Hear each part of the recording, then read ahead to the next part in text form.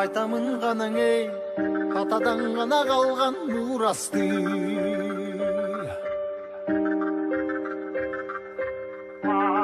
Жаңырып заман ей, жаңымын баба салтын уланты.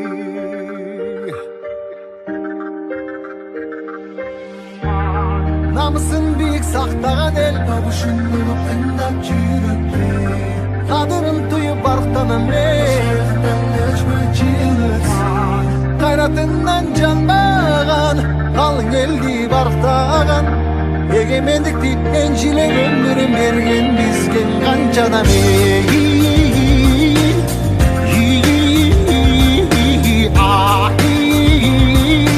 Нашта езі қалған қырғызымдың бірін жеттің аулысқа, бірін жеттіп жылдысқа, бірін жарап намысқа, бір-біріңді аңғалашпа.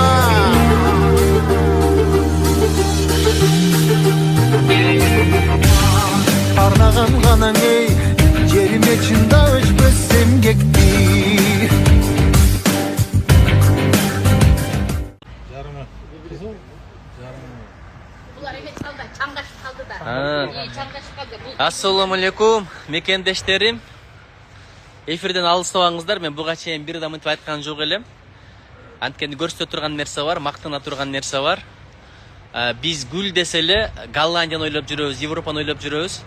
Бирок Кыргызстанда дагы ошондой бир борбор болуп калыптыр. Гүл өстүрүп, анан кийин эл журтту камсыклай турган жер экен. Ошол жака келдик. Көрүңөр келеби? Анда баштадык. Мынакей.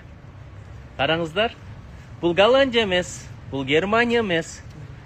Бул Кыргызстан. Болгондо дагы өзүбүз эле берекелүү чүйдөгү Беловодск айылында ушундай не деп коет? Гүлкана деп коелу, не дейт муну? Кыргыз. Теплица. Баягы гүлкана эле деп коелучу. Карагылачы мына керемет. Айлана не деген кооздук. Эми бул гүлдөр жөнгөлгөн жок. Аны кармап турган бир жагы Акмадали, а бир жагы Эрмек. Караңыз, эжеке атыңыз ким сиздин? Салтанат. Салтанат эжеке мага аябай жакты да. Аябай жакты. Эми карагыла, биз Акмадали менен Эрмек менен жөнгөлгөн жокпуз. Бакыт келди. Бир командада жүргөн, ага эми болуп жүргөн Замир Маммасадыков деген депутат жигит быйыл депутатка барган жок, бирок ушул ишти кылып атыптыр. Ошон үчүн жакшы адам кайда жүрбөсүн, пайдасы тие берет. Ошо жигит тааныстырып коеюн. Ушул Замир. Кандай иштер жакшыбы Замир? Жакшы, рахмат. Шүгүр. Кана айтып берчи мындай, кыска нуска. Кандай болуп атат иштер? Барыңыздарды Орозо айы менен куттуктайм. Кармаган орозоңуздар кабыл болсун. Орозо айында кандай жакшы максат тилектер болсо Кудайым кабыл кылсын. Сиздерге рахмат. Жигит Кадырбекович, мына келип зыярат кылып биздин көңүлүбүздү көтөрүп, биздин командабыздын, эже айымдардын көңүлүн көтөрүп. Мына командаңызда кимдер бар? Мына ушул Жандардын апасы турат. Атыңыз ким? Танзила. Сиз ушу гүлдөрдү терип, оруп, ушинтип атасыз да, туурабы? Аябай иш көп болуп атабы? Жакшы, бизге жакты ошол иштер. Көбөйдү берсин ошол иштерибиздин айылыбызда. Биз иштеп турабыз келип. Иштеп турасыздарбы? Жакшы болду. Так айтыңызчы, сизге иш жактыбы? Мага аябай жакты. Менин атым Динара. Башынан иштеп атабыз. Могу луковицаны тиккенден баштап иштеп атабыз. Жаңы жылдын астында тиккенбиз могу луковицаны. 20-ларында. Муну уже февралдын башында моундай болду гүлдөрүбүз. Караңыз, башынан баштап иштеп атасыз, Моундай луковицадан моундай болду. Ошонун баарын биз кандай сон. Эми гүл менен иштеген кандай болот? Айтып бериңизчи мындай. Өзгөчөлүгү. Өзгөчөлүгү мындай айымдарга жакшы жагат. Үйдөн мындай эме болуп ооруп эметип кыйналып турсаң, бул жакка келсең, теплицага келсең, эс алгандай болосуң. Ырай, өзүнчө эле эме гүлдү көрүп настроениең көтөрүлүп, үйдөгү Жезде менен урушуп кеткенден кийин кандай болот экен? урушуп кеткенде бияка келсең, урушканыңды да унутасың. Эле кечирим сураган келип калабы экен? Кечирим сурап жашоо уланат деген керемет болуп. Жашоо гүл, жашоо керемет. Жашоодой жыргал. Бул жерге келсең, кандай эс алгандай болосуң, кандай экскурсиядай болуп, мындай кыдыргандай болуп, гүлдү 36 сорту бар. 36 сорту. 36 сорт. Сиз эмне деп айтасыз гүл боюнча? Айтыңызчы. Жагат гүл мага да аябай сонун, керемет. Биз ошо башталганда эле иштеп баштаганбыз былтыр. Күздөн баштап иштеп атабыз. Мына азыркыга чейин иштеп келебиз. Аябай сүйүнүчтөбүз, кубанычтабыз. Рахмат Замирге. Пикириңиз кандай бул гүл боюнча? Что сказать, гүлдөп турсун. Это биринчи жолу ушундай эмес, теплица Беловодскийде. Анан мен да биринчи жолу иштеп атам. Аябай жагып атабы? Мага практически, честно сказать, мага биринчи келгенде эле баягы теплица гүлдүп аткан убакыт болчу да. Ушундай эме болгондо жумушка эмес, бир эс алганда келгендечи. Терапия. Терапия, Фитотерапия. Кандай терапия? Фитотерапия. Ушу гүл менен көңүл ачканды же баягы стресстен арылганды өчөт коет экен. Фитотерапия. Демек фитотерапия. Бул өзү кайсы жерде? Кайсы айылда? Бул Московский район, водопитомник. Аксу айылы, Аксу айылы. А Беловодск ушуну Аксу болуп калды да, туура? Аксу плодоптойнук айыл. Оорган жериңди да кадимкидей унутасың. Ооруган жериңде? Мындай жакшы сезесиң өзүңдү. Кечинде замирге чабабыз. Жумуш барбы эртең? Жумуш барбы деп сурайбыз. Эртең жумуш барбы? Замир айтат келгиле. Момча кишиде анан келип калабыз. Кандай сонун, э? Гүлдөр бүтүп атканда настроениеси түшүп атат. А бул биз бүтүп атканда келиптирбиз. Караңыз. 36 тыйын сорт уже мына канчасы. 36 сорту бар бияк. Красиво болду. Эми өмүрдө эле ушундай. Бир күн гүлдөйт, андан кийин солуйт экен, бизде өтөт экенбиз. Эң башкысы ушу гүлдөй кооз жашап, гүлдөй тазалык менен өтөлү да. Адамдар бизди гүл катары эстеп калсын. Жытыбызды дагы кылган иш. Оорутпаш керек. Адамдын көңүлү эмне деп коет? Гүл деп коет, туурабы? Тиги жакта гүл өрүп аткандар ошол жака да барып келебиз азыр. Замике, тиги гүл өрүп аткан жерлерге барып келеличи. Мына биз эрмек гана баштап барыңыз. Мен кичине көрсөтүп барайын. Мына караңыздар. Мына ушул Кыргызстандагы гүлзар. Кыргызда бир сөз бар, барган жериң гүлдөткөн деп. Өзү Замикем барган жериң гүлдөткөн.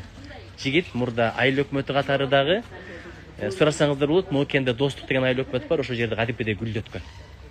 Адамдар айылды гүлдөткөн адам катары, жетекчи катары эстеп калыптыр. Биз Ыйман Нур фракциясында бирге депутат болгонбуз. Анан ошондо дагы тилек ниетибиз ушундай болсун, туурабы? Мындай элге журтка кызмат кылуу, жумуш орундарын түзүү.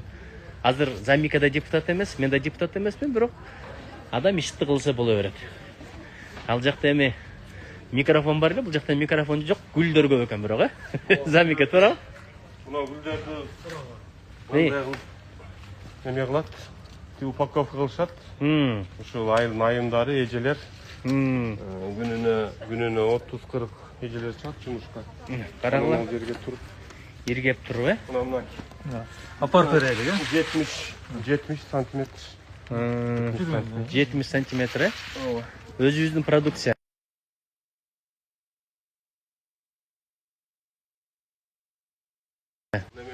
Агай, Bizde bizde Kırgızistan'da жылына çet өлкөдөн, коңшу мамлекеттерден 10 миллион дана тюльпан кирет.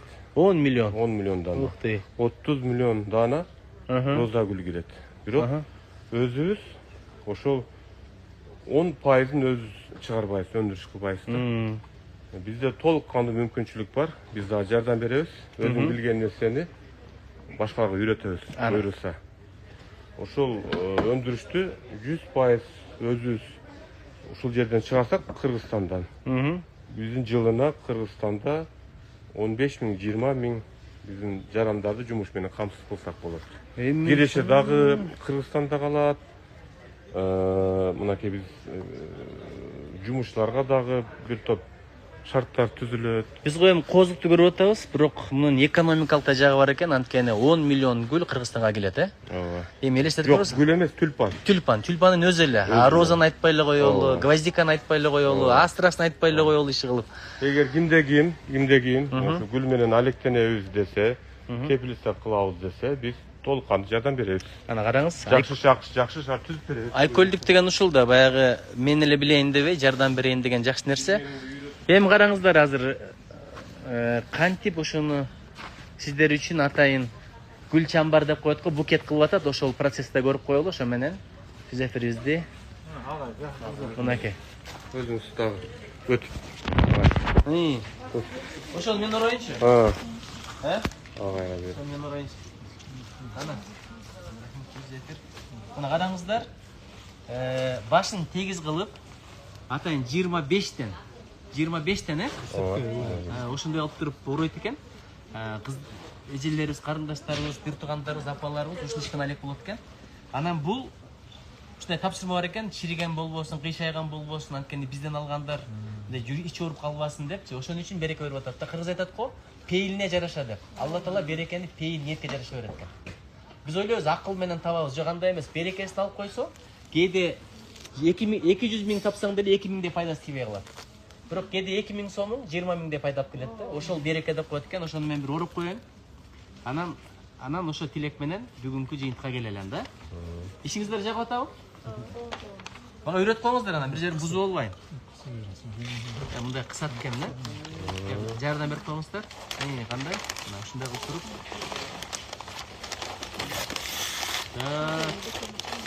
Жерим бекемирээк кармашым керек экен. Акмаза элеке. Замике, бизге да айлык бересиңби? Беребиз. Бүгүн обедтен кийин төлөйбүз. Чоң рахмат. Эмесе мындай кылалы, жакшы телек. Эми ушу гүлдөрдү ким алса, өзгөчө мына мен орогон гүлдү ким алса, ылайым эле бактылуу болсун. Амин. Ортосунда мейир мухаббат сүйүү болсун. Маселелердин бардыгы чечилип, гүлдөй ачылып, жадырап, жайнап жашап өтсүн. Анан бардыгыбыз гүл солбогон бейиште жолугуш насип этсин. Орозодо тилегим ошол. Рахмат. Чоң рахмат. Кана Замике берчи немемди? Телефонду берчи. Мынакей мына ушу команда иштеп атат. Колуңар дарт көрбөсүн. Келешегиңер кең болсун. Бул жакта баасын сурап атат, салам айткандар болуп атат. Сиздерге бир бая жүрөкчө жибергендер болуп атат мындай. Сүйүүсүн, сыйырматын, рахматын айткандар болуп атат мына түз эфирденчи. Анан мен айтат элем, ким эгерде ушу аягына чейин көргөн болсо, ушулордун дагы жашоолор гүлдөй ачылсын, сүйүүлөр гүлдөй болсун. Анан апалар айтып атпайбы, мына гүлдү көргөндө стресс жок болуп кетет деген депчи. Ошондой стресстен арылтып Алла Таала бүт маселелерди чечип берсин. Мына жүрөктөр. Бул жак ушул күнү-түнү от жагат. От жагат, иштин баары сизде турбайбы? Баары ушул киши. Күнү-түнү ушул теплицада айланат күнү-түнү. Ау, чоң атыңыз ким? Фарид. Фарид. Мына Фарид байке карачы. 10 градус болсо, ушул теплицанын ичине 10 градус кармаш керек, түнү менен уктабайт. Подписчиги көптөрдү, блогерлерди, эстрада жылдыздарын эмес, ошо кишилерди дагы баалай билели. Кара. Эч ким билбейт, өзүн көрсөтпөйт, бирок кылган ишин караңыз. Ушул гүлдү алып атканда Фарид байкенин жүзүн колунда бир элестетип коелу. Мына эжелердин колдорун, жүздөрүн элестетип коелу, Анан мен бир сөзүң аябай жакты, Замир. Баягы сөзүңдү бир кайталап койчу. Мен кайталап коеюнбу? Сен бир сөз айттың го. Мына ушул гүлдөрдү дейт, ушу жакта дейт, мен күндүр түндүр жаттым дейт. Анткени балага кандай мамиле кылсаң, өзүңдүн балаңа гүлгө да ошондой мамиле кылыш керек дейт. Үшүп кетет, ысып кетет дейт. Ысыганда ачыш керек экен. Анан үшүгөндө көрпө жапкандай жабыш керек экен. Ошондой мээрим төккөн үчүн ушундай гүлдөр өсүп атыптыр да. Чоң рахмат, Замике. Сиздерге рахмат. Бир кол сермеп коюңуздар. Аманчылык, тынчылык болсун, Чоң рахмат. Мына сиздерге да салам айтып атат. Чоң рахмат. Кудай берекелүү кылсын дейт. Аллахым ыраазы болсун дейт. Ийгилик болсун, баасын сурап атат иши кылып. Бүт эле ошондой. Чоң рахмат. Анда эмесе түз эфир бүттү. Беловодскийге келип, анан келечекте Замирдин тилеги бар экен, жыл бою өсө турган гүлдөрдү алып келем дейт. Кудай кааласа. Жакында 17 март күнү Голландияга баратыптыр. Ал жактан келгендерге бул жер аябай жагыптыр. Биз мынчалык сонун болот деп ойлогон жок элек деп кайрадан чакырыптыр. Мына ушундай жигиттерибиз, ушундай компанияларыбыз, ушундай проектлерибиз көп болсун. Сүйүү деген сөз да? Машалла.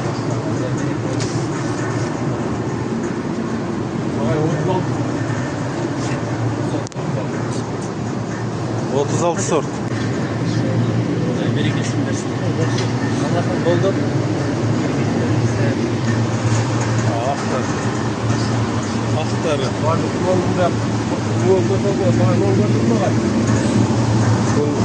Машалла, караңыз. Бұл бөлек. Лепота. Назик тіге.